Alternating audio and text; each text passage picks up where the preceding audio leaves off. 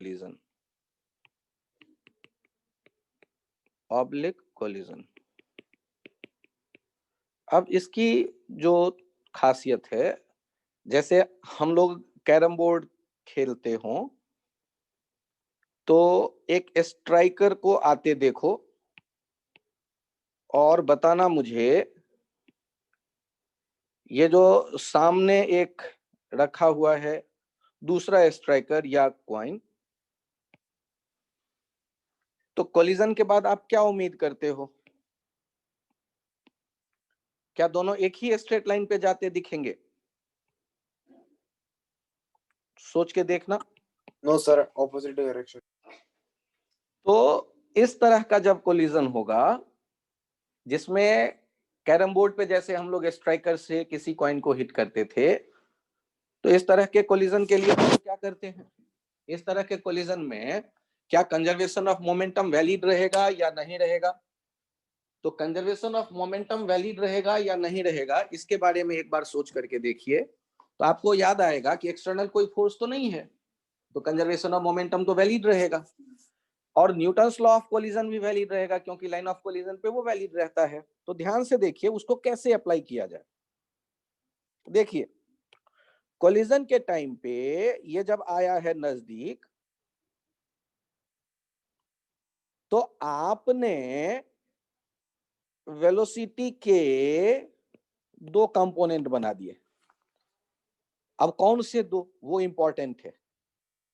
तो एक आप दोनों ऑब्जेक्ट के सेंटर को मिलाने वाले लाइन जिसको कहते हो LOC, लाइन ऑफ कोलिजन या कॉमन नॉर्मल, और एक उसके परपेंडिकुलर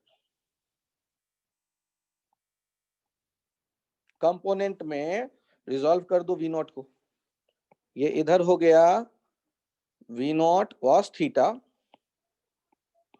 ये रेस्ट पे दिख रहा है, और इधर वाला वेलोसिटी आ जाएगा V0 sin थीटा। अब मुझे सोच के बताइए, जो कोलिजन होगा, कोलिजन के कारण फोर्स किस पे आते देखोगे? LOC पे आते देखोगे या उसके परपेंडिकुलर डायरेक्शन? तो जहां कांटेक्ट है उसी के अलोंग ये फोर्स आएगा नॉर्मल। तो जो भी इस LOC पे वेलोसिटी है वो बदलेंगे फोर्स के कारण, मोमेंटम बदलेगा फोर्स के कारण, लेकिन उसके परपेंडिकुलर डायरेक्शन, मान लो एक को कह दिया LOC को x, तो उसके परपेंडिकुलर को y, तो y के डायरेक्शन वाला जो V0 sin थीटा है, क्या वो चेंज होगा?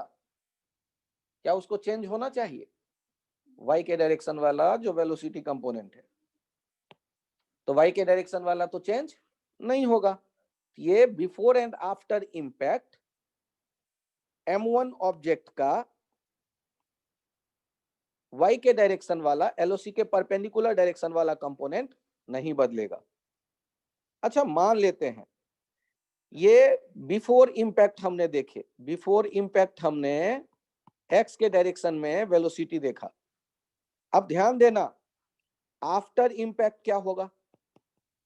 आफ्टर इंपैक्ट हमने मान लिया कि ये वेलोसिटी हो गए V1x और दूसरा वाला वेलोसिटी हो गया V2x। वो जो M2 वाला था ना, उसका वेलोसिटी हमने मान लिया V2x आफ्टर इंपैक्ट। तो अब ध्यान दो, अलोंग LOC हम लोग क्या देखेंगे? Newton's law of collision, velocity of separation V2x minus V1x upon U1x। ये देखिएगा ध्यान से, U1x इसे मैंने कह लिया, और U2x कितना दिख रहा है? 0, क्योंकि रेस्ट पे है, इक्वल्स टू E। पहला इक्वेशन ये हो गया, और by conservation of momentum along LOC, तो पहले क्या M1 U1x equals to M1 V1x plus M2 V2x। अब यहां पर हमने वो दोनों नियम दोनों रूल अप्लाई करके देखा, एक कंजर्वेशन ऑफ मोमेंटम और दूसरा न्यूटन्स लॉ ऑफ कोलिजन। तो ये तो हेड ऑन कोलिजन में भी देखते थे ऐसे ही, और हेड ऑन कोलिजन में इनको सॉल्व करके हमारे पास रिजल्ट आता था, और यदि एक सामने वाला रेस्ट पे हो तो स्पेशल केस था। क्या था special case? If u2 0, then हम लोग लिखा करते थे v1 equals to m1 minus e m2 upon m1 plus m2 u1। और दूसरा क्या लिखा करते थे? v2 इक्वल्स टू 1 प्लस ई, याद करिए 1 प्लस ई m1 upon m1 plus m2 u1। Sir ये तो हेड ऑन में था। अरे तो हेड ऑन में भी ये कहां से आया था? वो उन्हीं दो रूल को सॉल्व करके। तो यहां भी वो दो रूल वैलिड है एलओसी पे। तो हमारे पास जो रिजल्ट आएगा वो यहां इन दोनों को यदि सॉल्व करते हैं तो जो रिजल्ट आएगा, ध्यान से देखिएगा, v1x कितना आएगा? m1 minus e m2 upon m1 plus m2 u1x। u1x कितना दिख रहा है? v0 cos theta. और यदि v2x देखना चाहते हैं तो फिर से 1 प्लस ई m1 upon m1 plus m2, और साथ में कौन आ जाएगा? वही v0 cos theta. v0 cos theta आ जाएगा फिर से साथ में, v0 cos थीटा। तो हम लोगों को ये पता चल गया कि वही फॉर्मूला जो पहले हमने हेड ऑन कोलिजन में यूज किए, एलओसी के अलोंग हम यूज कर सकते हैं। ध्यान दीजिएगा, याद रखिए क्या था? 1 प्लस ई v2 था m1 upon m1 plus m2 u1। उसी को हमने फॉलो किया है। तो आपको v1x पता चल गया, v2x पता चल गया। यहाँ पे u1 के बदले क्या है? x के डायरेक्शन में v0 cos थीटा। सर ये थीटा कहां से आएगा? हाँ, थीटा आप निकाल लेंगे कि ये जो रेडियस है r1 प्लस r2, और ये जो शॉर्टेस्ट डिस्टेंस होगा सेंटर का, ये h कह देते हैं। तो आप लिखना चाहेंगे तो साइन थीटा हो जाएगा h upon r1 plus r2। Contact में है तो सेंटर से सेंटर के बीच का डिस्टेंस r1 प्लस r2, और v0 का शॉर्टेस्ट परपेंडिकुलर डिस्टेंस m2 के सेंटर से, उसे कहते हैं इंपैक्ट पैरामीटर। वो जो h है वो क्वेश्चन में दिया गया रहता है। तो आपको साइन थीटा पता चल जाएगा। और कॉस थीटा के लिए शायद एक रूल आप जानते हैं, √1 माइनस साइन स्क्वायर थीटा। ये जो चाइनीज भाषा की तरह ये बोर्ड पे भरे हुए डाटा दिख रहा है आपको, घबराना मत, एग्जाम्पल के साथ और बेहतर समझ में आएगा। आप कॉपी पे एक बार नोट कर लें चाहे तो, और नहीं तो मैं एक बार फिर से इन्हें प्रूफ करके दिखा दूं। कुछ बच्चों के तो समझ में आया होगा, मैं उम्मीद करता हूं। टफ है लेकिन घबराइएगा नहीं, इधर जाकर के क्वेश्चन नहीं के बराबर पूछे गए हैं, फिर भी किताबों में एक दो क्वेश्चन दिखता है, इसी के लिए यहां बनाया गया है। अच्छा, आप मुझसे ये पूछो कि सर क्या केवल यही केस वैलिड होगा? और भी केस वैलिड होंगे। अच्छा बताइए, आपने और कौन से केस पढ़े हैं कि m1 m2 यदि एक जैसा हो और कोलिजन इलास्टिक हो, तो हम कहते थे वेलोसिटी। तो यदि m1 m2 एक जैसा हो और e का वैल्यू 1 हो तो क्या होगा? v0 cos थीटा ये दे देगा m2 को, मतलब सामने वाले ब्लॉक को, और ये पहले वाले के पास v0 cos थीटा गायब हो जाएगा। तो उसके पास क्या बचेगा? केवल v0 sin थीटा। इसका मतलब एक y पे जाता दिखेगा और दूसरा x पे जाता दिखेगा, जब सेम मास वाले दो स्ट्राइकर होते आपस में टकराते। तो सर मेरे समझ में नहीं आया। अच्छा यहां देखिए, ये आ रहा है v0 से, और इसी तरह के सेम मास का आपने देखा है सेम रेडियस वाला, उसको टच करते हुए ये v0 का लाइन ऑफ एक्शन देखो, ये A और ये B। B किस पे है? रेस्ट पे। और आपको इम्पैक्ट के बाद VA VB बताना है, और कोलिजन जो है वो E है 1, V0 है 12 मीटर पर सेकेंड। अब आपको find VA and VB after impact. अब गौर करिए, जब ये कोलिजन हो रहा होगा तो कोलिजन के टाइम पर यहां हमने देखे ऐसे आया होगा, टच जहां कर रहा है उसको चेक करो। जब ये टच करता है और ये ऐसे देखते हैं तो ये R और ये R, तो यहाँ थीटा कितना हो जाएगा उसे बताना। तो साइन थीटा आप लिखोगे R/2R, ये हो गया 1/2 साइन थीटा, और साइन थीटा 1/2 मतलब थीटा हो गया 30 डिग्री, तो कॉस थीटा हो जाएगा √3/2।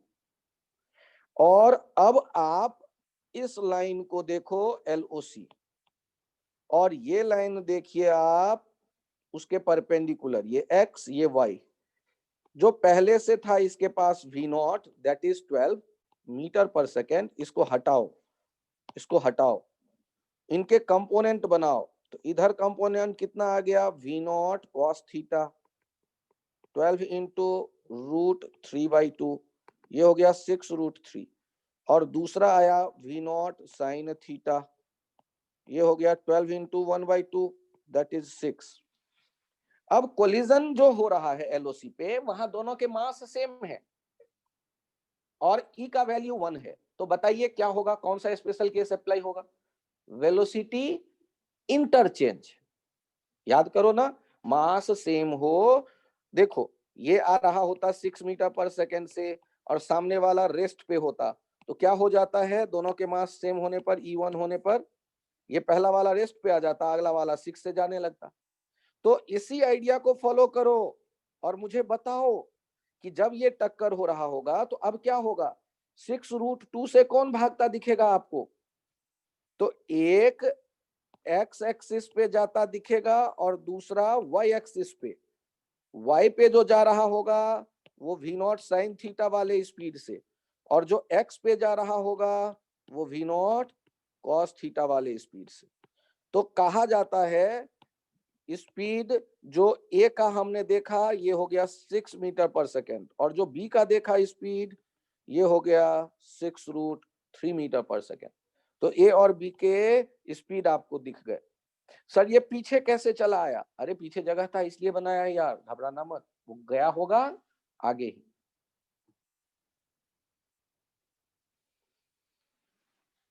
जिन लोगों को ये समझ में आया हो प्लीज हैंड राइज करें।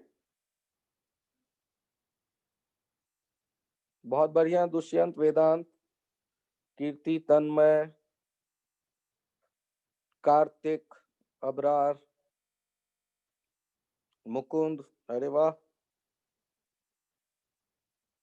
विशाल, बहुत बढ़िया।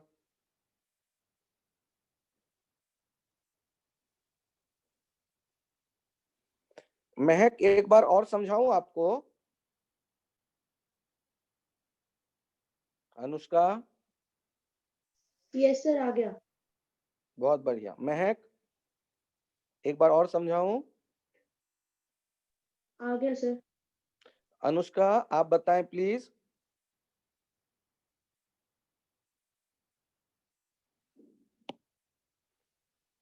अच्छा मुझे ये बताइए फिर से कि हमसे कहा जाए ये मास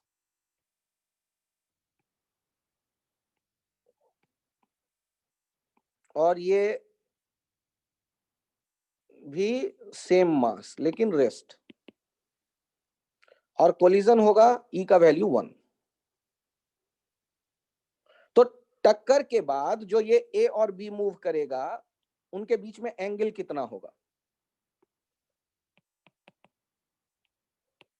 डायरेक्शन ऑफ मोशन जो होंगे दोनों के आफ्टर इंपैक्ट, उनके बीच में एंगल कितना होगा? थीटा।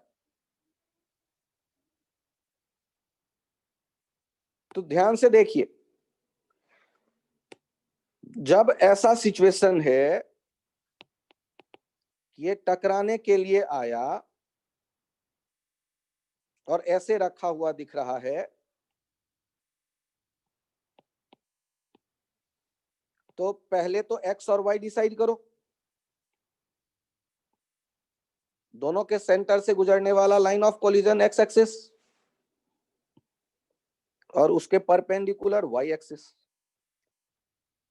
और वी नॉट के दो एंगल बना दो। ये अल्फा एंगल मान लेते हैं, तो इधर वाला कंपोनेंट हो गया वी नॉट कॉस अल्फा और इधर वाला हो गया वी नॉट साइन अल्फा, और ये दिख रहा है रेस्ट।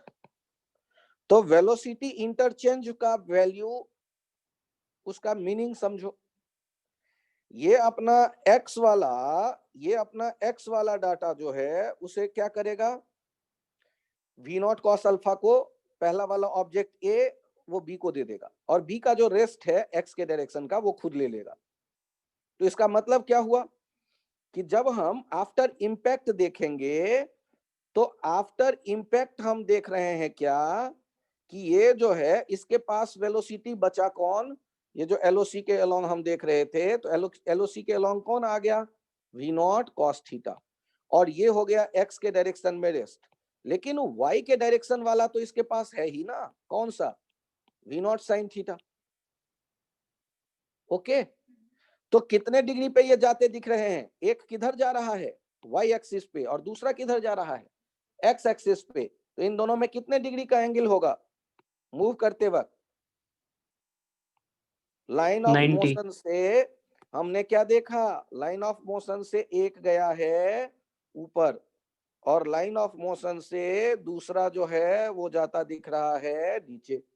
लाइन ऑफ मोशन ऐसा कोई था, तो लाइन ऑफ मोशन के हमने क्या किए, दो रास्तों पे इसे जाते देखा।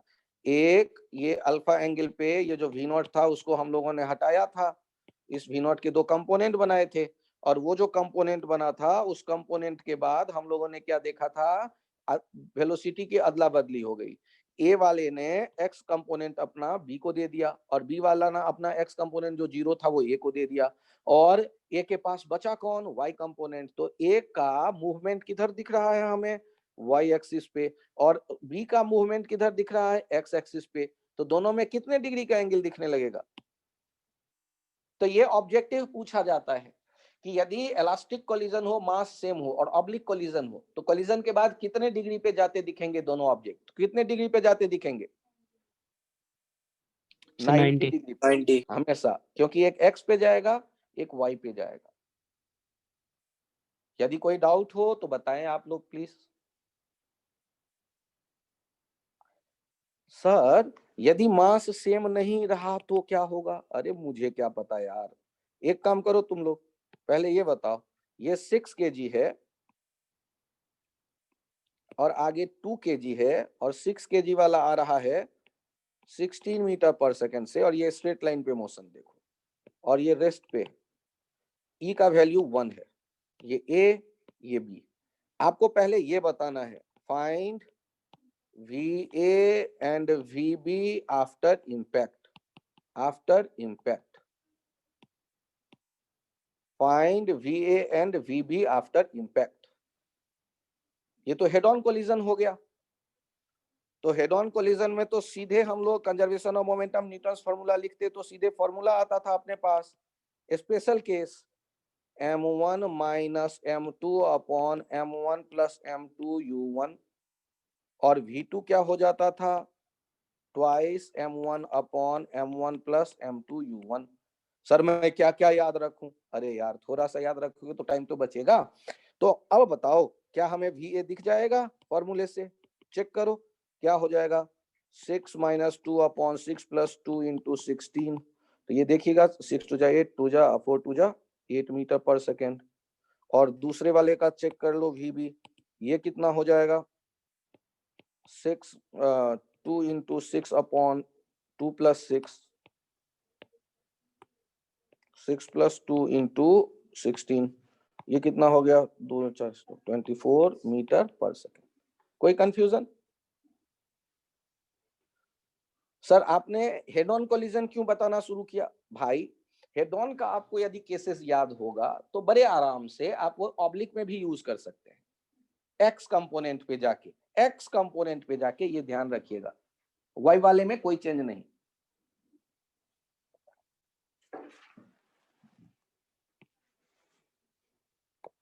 ये देखिए कैरम बोर्ड, और कैरम बोर्ड पे आपने चलते देखा, ये है 2m मास, ये ऐसे जा रहा है V0 से, और इसका रेडियस है 2r,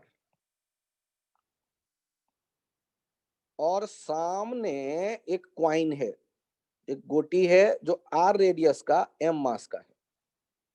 सर मास में आपने अंतर कर दिया, अरे यार, और मैंने बड़ा अच्छा कैरम बोर्ड बनवाया हुआ है, ई का वैल्यू 1 है, एनर्जी लॉस कोलिजन में नहीं हो रहा।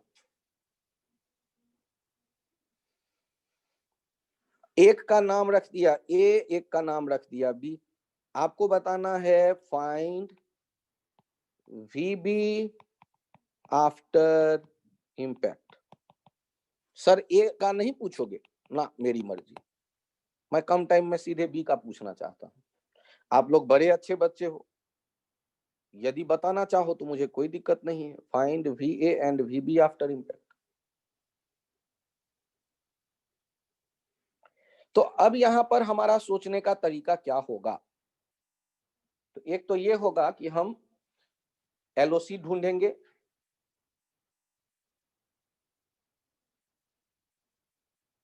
फिर एक्स वाई चुनेंगे, फिर V0 के दो कंपोनेंट बनाएंगे, V0 का वैल्यू भी दे देते हैं 12 मीटर पर सेकेंड मान लो। और जब इतना काम कर चुके रहेंगे तो एलओसी के along conservation of momentum valid, Newton's law of collision valid, दो इक्वेशन, दो अननोन सॉल्व करेंगे, एक्स कंपोनेंट मिल जाएगा कोलिजन के बाद। या सीधे फॉर्मूला अप्लाई कर देंगे यदि मुझे फॉर्मूला याद हो तो।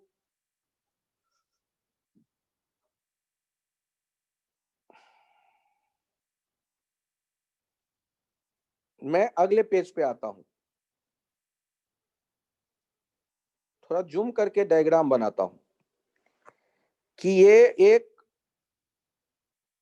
बड़ा और ये उसको टच करता हुआ एक छोटा कॉइन, स्ट्राइकर बड़ा है और गोटी छोटी है थोड़ी सी, कॉइन छोटा है। ये रेडियस 2r और उसके साथ वाला ये r, और ये भी परपेंडिकुलर हो जाएगा टेंजेंट रेडियस के परपेंडिकुलर, ये r। तो यहाँ का यदि थीटा हम ढूंढते तो थीटा हमें दिख जाता sine theta r upon 3r। Sine theta हो गया 1/3 और कॉस थीटा हो जाएगा अंडर रूट 1 माइनस 1/9, 2√2/3। ये हो गया कॉस थीटा। अब V0 जो है that is 12 metre per second, उसके हमने कंपोनेंट बना दिए। ध्यान दीजिएगा, एक तो एलओसी देखिए पहले, कॉमन नॉर्मल एक्स एक्सिस कह दिया, और दूसरा उसके परपेंडिकुलर वाई एक्सिस कह दिया, और V0 के दो कंपोनेंट लिख दिया। उसे देखना, एक V0 cos थीटा और ये रेस्ट पे V0 cos थीटा हो गया 12 into 2√2/3, 8√2 metre per second.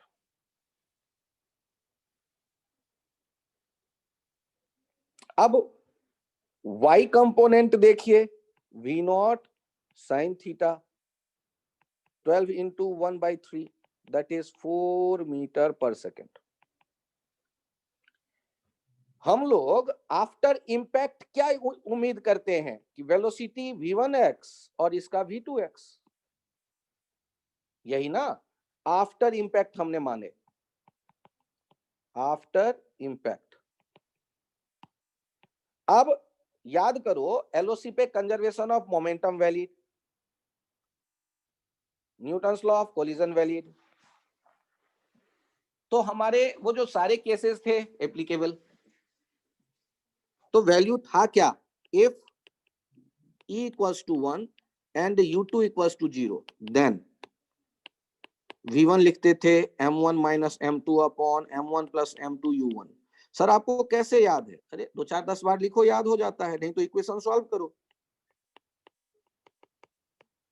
Twice m1 upon m1 plus m2 u1, यही अप्लाई करो और मुझे बताओ क्या मैं v1x लिख रहा हूं वो आपको पसंद आ रहा है? v1x m1 2m minus m upon 2m plus m into 8√2, ये हो गया 1/3 इंटू 8√2, 8/3√2 मीटर पर सेकेंड। और v2x कितना हो जाएगा? Twice m1 upon m1 plus m2 into 8√2, ये कितना हो गया? 32√2/3 मीटर पर सेकेंड। अच्छा ध्यान दीजिएगा, ये जो v2x है ये खुद vb है, क्योंकि इसके पास और कोई वैल्यू नहीं है। लेकिन जब आप बात करेंगे v1 va के लिए, तो va के लिए आपको दोनों देखना पड़ेगा, v1x का स्क्वायर प्लस v1y का स्क्वायर, स्क्वायर रूट में। v1x अभी अभी आपने कैलकुलेट किया है 8√2/3, और v2x v1y है आपके पास 4, तो ये मीटर पर सेकेंड में आपको va पता चला और vb पता चल गया। सर vb तो मेरा कहां पर है, दिख नहीं रहा, यहां चेक करो, यही है v2x vb, क्योंकि टक्कर के बाद y पे तो कोई वेलोसिटी आया नहीं, x के पास जो भी वेलोसिटी है वो कहां पर है, सॉरी अगले वाले ब्लॉक b के पास जो वेलोसिटी है वो केवल और केवल x के लॉन्ग है, y के लॉन्ग तो वेलोसिटी कोई आया ही नहीं। इसमें कोई कंफ्यूजन हो तो बताएं। क्या मैं मान के चलूं थोड़ा बहुत ये समझ में आ रहा है? जिनके आ रहा है हैंड राइज कर दीजिए। दुष्यंत, अबरार, कीर्ति, विशाल, अनुष्का, वेदांत, कार्तिक, बहुत बढ़िया।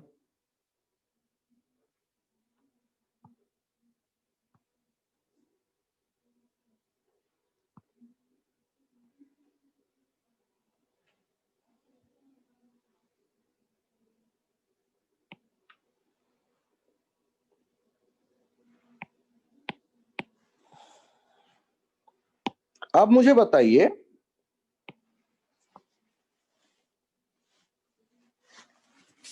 कि यदि आपसे कहा जाता है एक ब्लॉक 2 kg का 6 मीटर पर सेकेंड से चल रहा है और दूसरा 1 kg का है जो रेस्ट पे है, और यहां पर ये कोलिजन होता है और ये टकराने के बाद ये जुड़ गए, एक तो बताना है कॉमन वेलोसिटी क्या होगा, loss in kinetic energy due to collision, also find loss in kinetic energy due to kinetic energy of system due to collision. तो आपके मन में क्या विचार आ रहे हैं, तो ध्यान से देखिए। By conservation of momentum 2 into 6 plus 1 into 0 equals to 2 plus 1 जुड़ गया 2 प्लस 1 इंटू वी, तो v कितना हो गया 12/3, तो v का वैल्यू आ गया 4 मीटर पर सेकेंड। और यदि बात करते हैं loss in kinetic energy of 2 ball system, तो ये कितना लिखेंगे, के इनिशियल माइनस के फाइनल, इनिशियल तो केवल एक के पास एनर्जी है, हाफ इंटू 2 इंटू 6 स्क्वायर, दूसरे के पास तो 0 है। और फाइनल तो ब्लॉक ही एक हो गया 2 + 1, और वेलोसिटी आपने निकाल ही लिया है 4 स्क्वायर। तो आपको ये पता चल गया 36 माइनस 24, 12 जूल का एनर्जी लॉस है।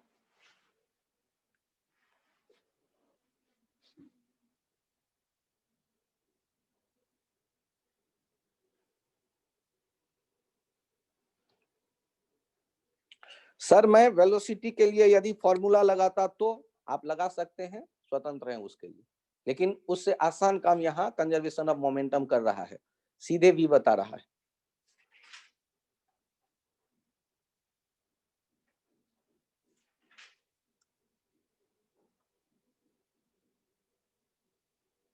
एक एग्जाम्पल यहां मैं आपको कहता हूं, ये 3 kg का ब्लॉक है, 1 kg का ब्लॉक है, और दोनों चल रहे हैं 8 मीटर पर सेकेंड से 2 मीटर पर सेकेंड से, और कहीं ना कहीं कोलिजन भी होगा। कोलिजन के बाद इनके वेलोसिटी कितने हो जाएंगे? सर वो तो मैं कैलकुलेट करके बताऊंगा। बहुत बढ़िया, मैंने कहा v1 v2, E का वैल्यू 1 होता है तो एनर्जी लॉस नहीं होता, काइनेटिक एनर्जी में, टोटल काइनेटिक एनर्जी में कोई लॉस नहीं होता। लेकिन E का वैल्यू अदर देन 1 है तो जरूर लॉस होगा, और सबसे ज्यादा लॉस होगा जब ये जुड़ जाते हैं E का वैल्यू 0 होने पे। सर आपको कैसे पता? अच्छा एक काम करो, find loss in kinetic energy of 2 ball system shown due to collision।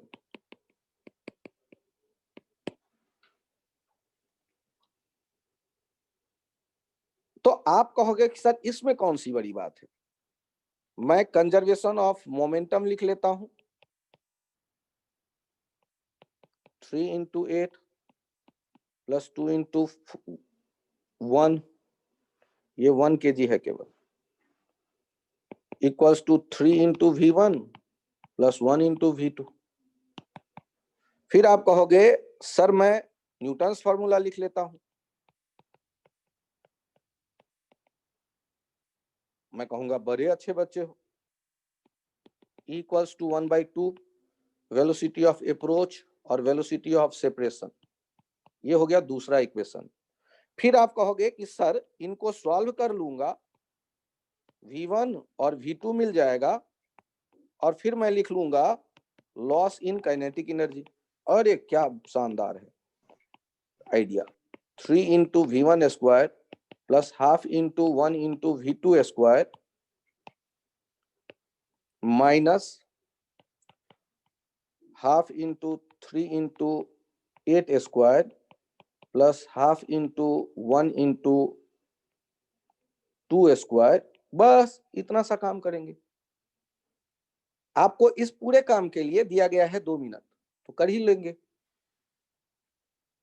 कहना आसान है और करने में बहुत मेहनत है।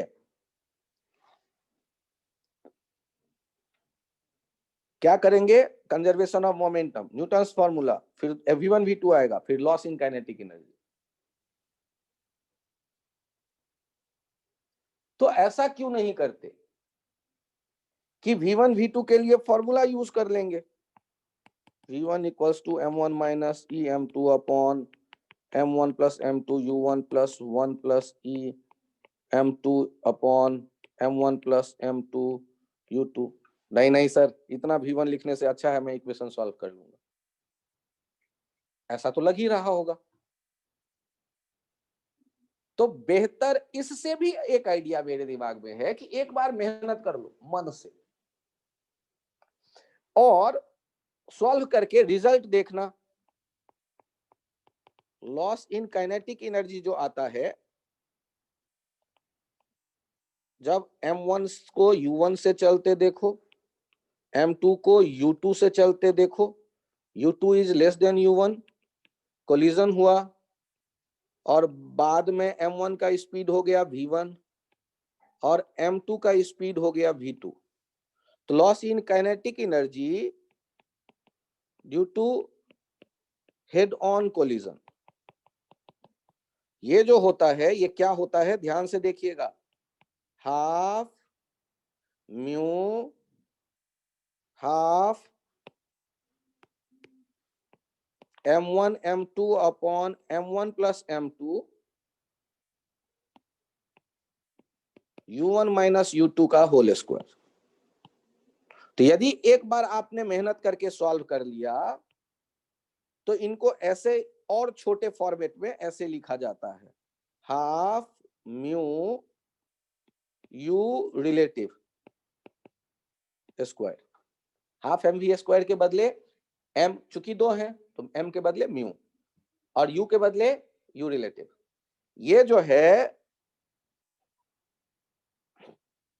और साथ में एक और आता है प्रोडक्ट, सॉल्व करके ये हम जब देखते हैं, into 1 minus E square.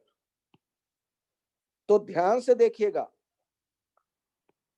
Loss in kinetic energy जो है ये मैक्सिमम होगा व्हेन E इक्वल्स टू 0 कर दो, मतलब पार्टिकल स्टिक्स हो जाए, जुड़ जाए, चिपक जाए।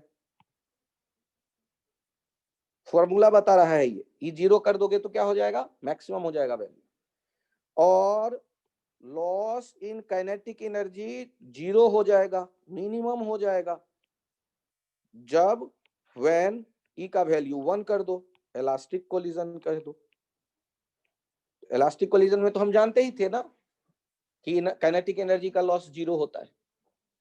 तो ये वो दोनों ये फॉर्मूला वो दोनों को जस्टिफाई कर रहा है। Loss in kinetic energy due to head on collision. तो ये फॉर्मूले की तरह आप याद रखें। सर मैं म्यू भूल जाऊंगा और यू रिलेटिव भूल जाऊंगा, एक काम करिए, चित्र बनाइए, हेड ऑन कोलिजन कौन सा याद रहेगा, और ये फॉर्मूला चित्र के साथ याद कर जाइए। सर मैं IIT का स्टूडेंट हूं, तो जो IIT के स्टूडेंट हो तो मैंने रास्ते तो पहले भी बता दिए ना आपको कि कंजर्वेशन ऑफ मोमेंटम लिखेंगे, न्यूटन्स फार्मूला लिखेंगे, सॉल्व करेंगे, V1 V2 आएगा, फिर काइनेटिक एनर्जी फाइनल, इनिशियल, फिर लॉस। लेकिन वो तो टाइम लगेगा ना यार। Sir half M1 M2 upon M1 plus M2 U1 minus U2 whole square into 1 minus E square, sir ये कौन सा छोटा है याद करना। अच्छा, एक दिन मेहनत करते हो और बाकी दिन आपके टाइम बच जाते हैं तो इसमें कोई बुराई तो है नहीं। फिर भी मैं कहता हूं, आप IIT के स्टूडेंट हो, आपका मन ना करे मत याद करो, लेकिन यदि आप याद रखते हैं तो आपके टाइम बचते हैं। और यदि आप याद नहीं रखते हो तो ये कोशिश करो कम से कम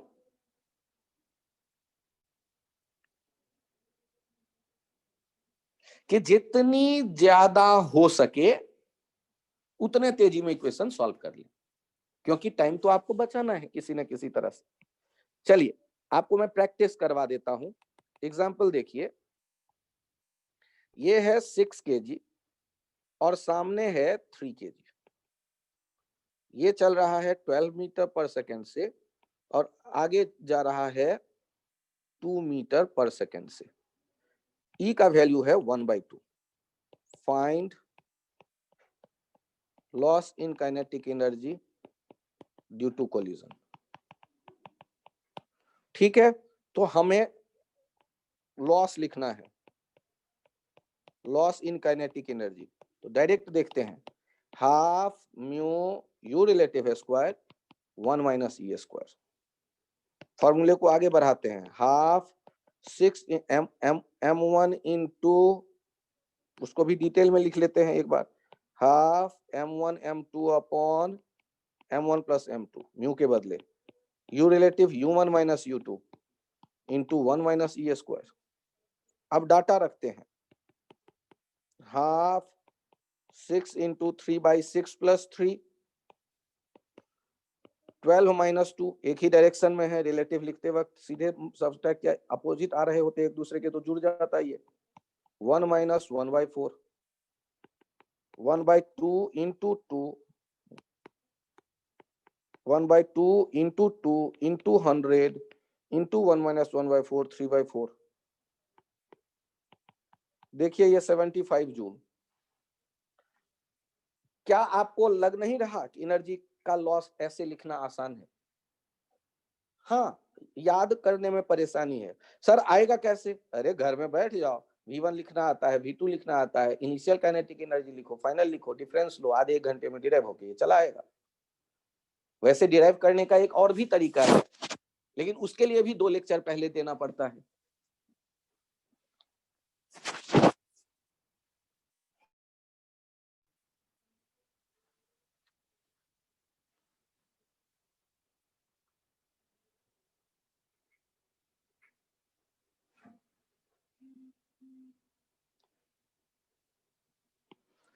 बाकी स्टूडेंट जिनका ये क्वेश्चन बन गया हो, एक बार इसे चेक करिए।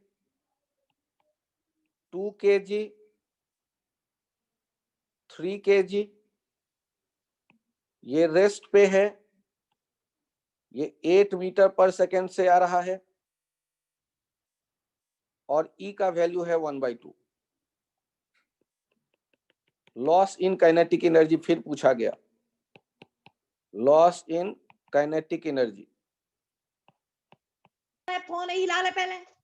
Due to collision. पहला है 2 kg का ब्लॉक जो चल रहा है और दूसरा है 3 kg का ब्लॉक जो रेस्ट पे दिख रहा है और E का वैल्यू है 1/2। तो कोलिजन होगा। वेलोसिटी V1 V2 हमने नहीं जानना चाहा, मैं सीधे ये जानना चाहता हूं कि लॉस कितना हुआ होगा kinetic energy.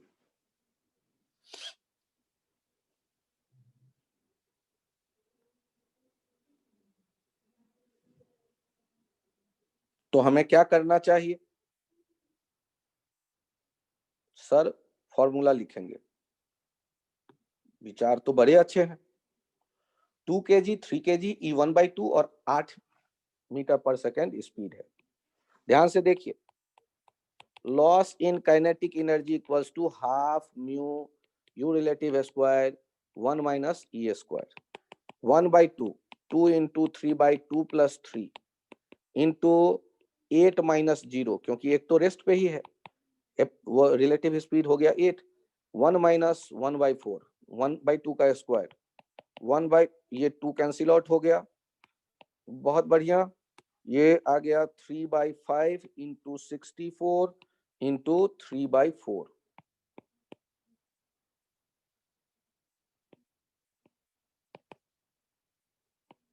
Nine into 16/5, 144/5 joule.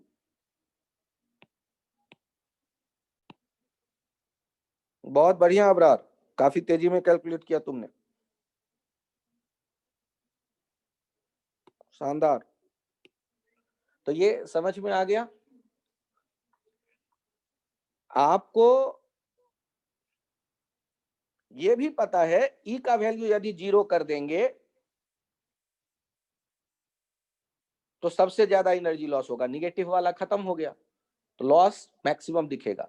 और E का वैल्यू 0 होने का मतलब है चिपक गए होंगे।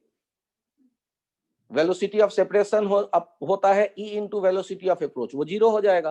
तो वेलोसिटी ऑफ सेपरेशन 0 हो जाने का मतलब दोनों साथ चलने लगे होंगे, तो उसमें एनर्जी जो मैक्सिमम लॉस होता है। और जब भी कभी जुड़ते होंगे दो पार्टिकल या ऑब्जेक्ट तो वहां एनर्जी लॉस जरूर होता है। और इलास्टिक कोलिजन हो, E का वैल्यू 1 हो तो चेक करो, रखो इक्वेशन में, देखो 0 हो जाए।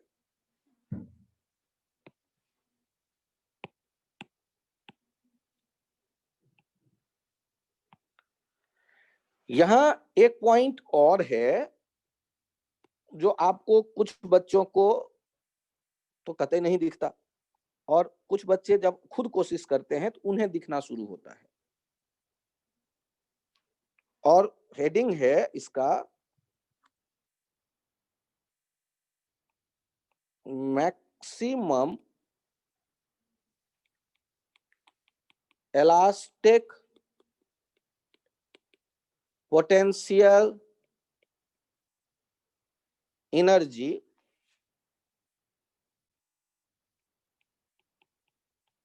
during elastic collision. Maximum elastic potential energy during elastic collision, ये हेडिंग है।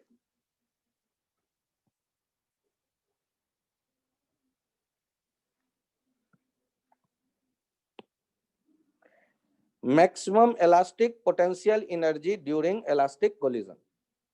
अब ये क्या वाला है, ये इलास्टिक पोटेंशियल एनर्जी का क्या चक्कर है?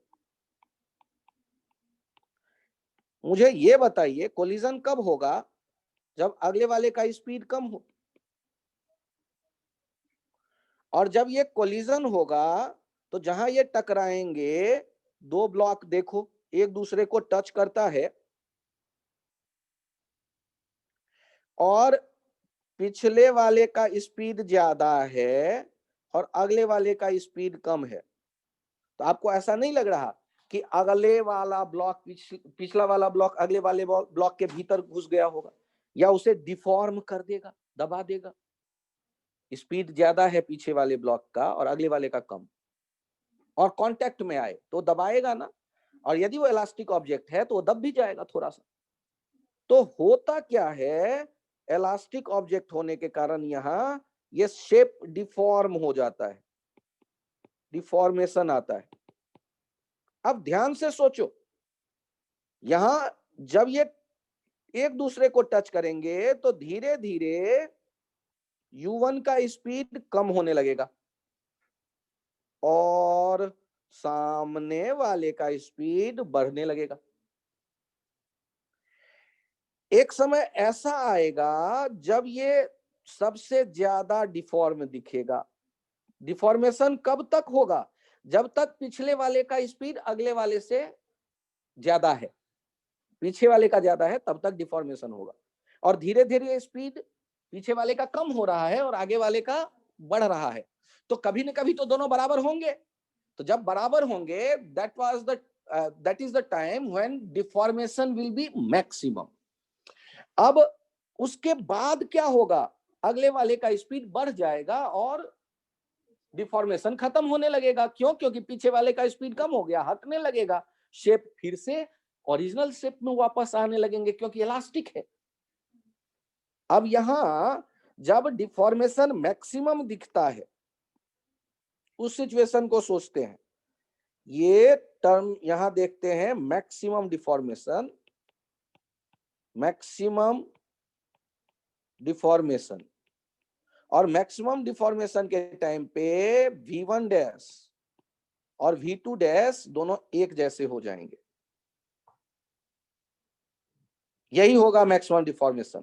और इसके बाद v1 डैश का स्पीड कम होने लगेगा और v2 डैश जो है वो बढ़ने लगेगा, जिसके बाद डिफॉर्मेशन खत्म होने लगेगा।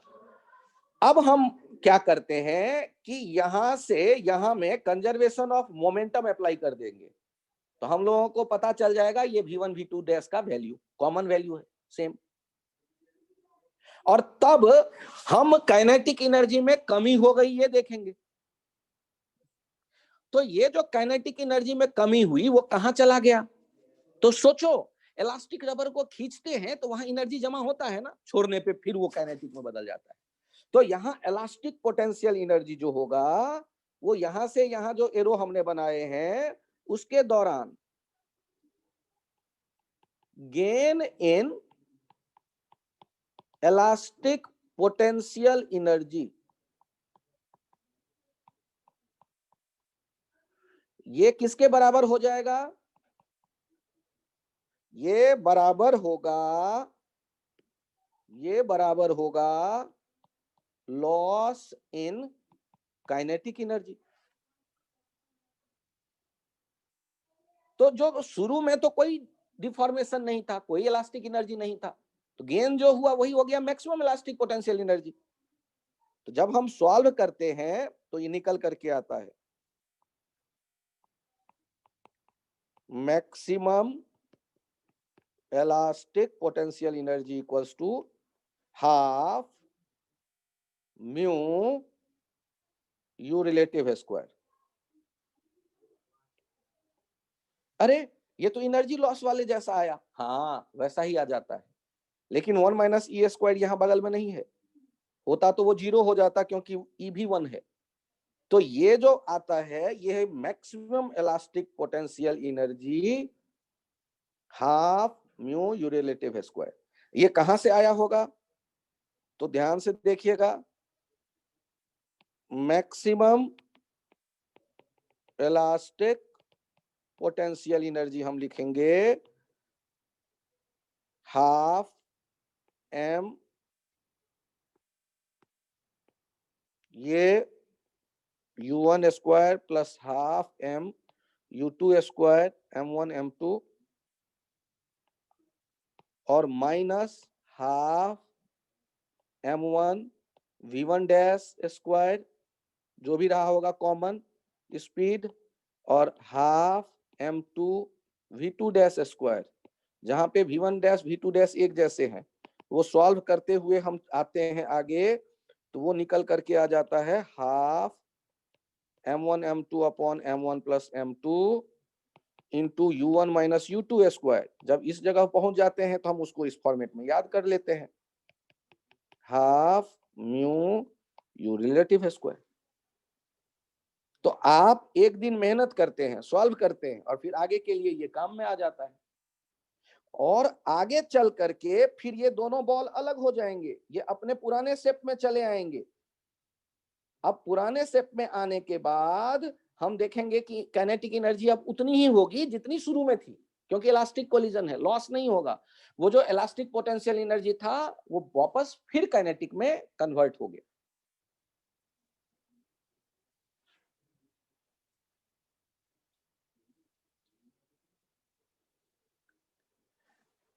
यहां एक पॉइंट और ध्यान रखिए, यदि कोई आपसे कहता है कि इलास्टिक कोलिजन में एनर्जी कंजर्व है या नहीं, तो आप कहोगे हाँ हाँ एनर्जी लॉस नहीं होता इलास्टिक कोलिजन में। फिर कोई पूछता है कि kinetic energy before impact, during impact, after impact एक जैसा होगा या नहीं, तो आप कहोगे नहीं। क्यों? क्योंकि बीच में कुछ देर के लिए काइनेटिक बदल जाता है पोटेंशियल में। सर ये यदि कहे कि मैकेनिकल एनर्जी कंजर्व है या नहीं, तो मैकेनिकल होता है काइनेटिक प्लस पोटेंशियल। हाँ वो before collision, during collision, after collision वो कंजर्व्ड है, सेम है। तो ये इलास्टिक कोलिजन में जब इतना डिटेल पूछ देता है कि बताओ कि kinetic energy before and after during impact same है या नहीं, तो बहुत कम बच्चे जानते हैं, उनको लगता है इलास्टिक कोलिजन है तो सेम होगा। नहीं, बीच में कुछ देर के लिए कहां वो छुपता है, पोटेंशियल में। क्या कहते हैं उसे, इलास्टिक पोटेंशियल। और यहां आप एग्जाम्पल ऐसे देखते हैं, 6 kg 8 मीटर पर सेकेंड से जा रहा है, ई का वैल्यू 1 है, और ये 3 kg है 2 मीटर पर सेकेंड से। बताना है ड्यूरिंग इंपैक्ट, जब एक समय ऐसा होगा जब मैक्सिमम डिफॉर्मेशन होगा, तो पोटेंशियल एनर्जी मैक्सिमम कितना होगा। तो सॉल्व करते वक्त हम क्या लिखने वाले हैं, सॉल्व करते वक्त एग्जाम्पल आपके पास है maximum elastic potential energy, maximum elastic potential energy क्या लिख देंगे, half into 6 into 3 by 6 plus 3 into 6 minus 2 का स्क्वायर, 1/2 इंटू 2 इंटू 16, अच्छा sorry 8 minus 2, thank you, 8 minus 2 का स्क्वायर, ये 8 माइनस 2 हो गया 6, 6 का स्क्वायर 36, ये 2 और 2 कैंसिल आउट हो गया, बहुत बढ़िया 36 जूल। क्या ये कठिन है? और स्टेटमेंट क्या लिख करके याद रखिए, before before, during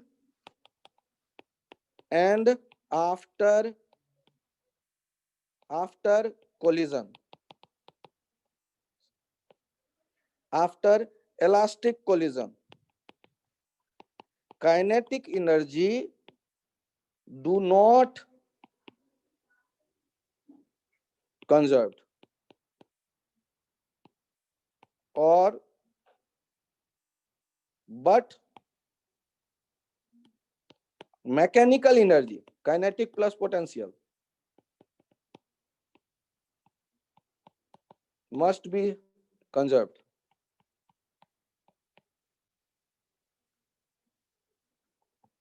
And momentum is also conserved, क्योंकि एक्सटर्नल फोर्स नहीं है. Before, during and after elastic collision, kinetic energy do not conserve, but mechanical energy, kinetic plus potential, must and momentum must be conserved.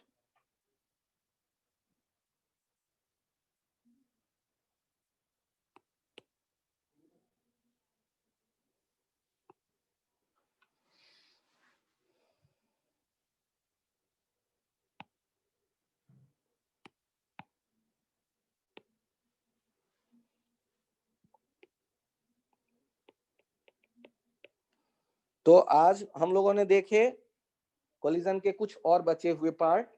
अभी के लिए इतना ही रखते हैं. अगले टर्न पे सेंटर ऑफ मास के बारे में हम लोग बात करेंगे. ठीक है. और संडे का क्लास का टाइमिंग थोड़ा सा इंक्रीज करेंगे, उसके लिए बात करते हैं कल के लेक्चर में. अभी के लिए इतना ही. Thank you. Bye bye.